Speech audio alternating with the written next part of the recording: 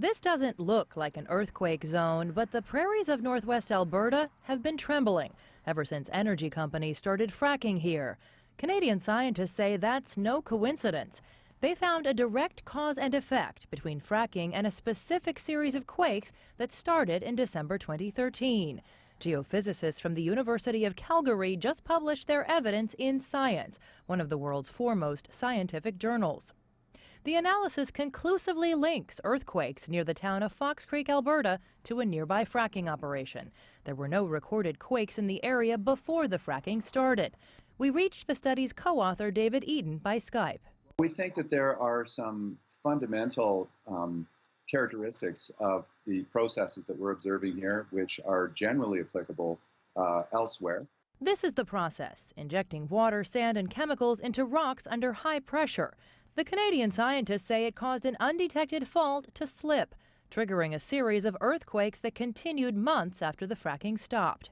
The scientists mapped seismic events concentrated near fracking sites near Fox Creek, an otherwise geologically stable area.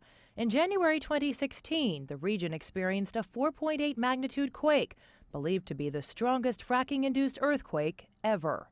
Eden hopes the research will help the oil and gas industry and its regulators design ways to limit the risks. We're also hoping that the results of our study also contribute to science-based public dialogue on this topic, and finally that they help industry to work out improved mitigation strategies as well as risk assessment. Eaton says quakes in the U.S. state of Oklahoma were caused by another process, injecting wastewater from oil production into rocks that are different from the ones in Alberta.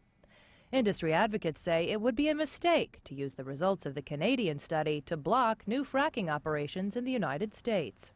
There's no two areas that are exactly the same. What you have in Western Canada is different geology than what you have in Texas and Oklahoma, and all of those are different from North Dakota, and those are different from Ohio. So you have to look at this region by region, state by state, sometimes even specific location by specific location. Eaton agrees and plans to study why fracking affects Western Canada differently than it does the American Midwest. Jessica Stone, Washington.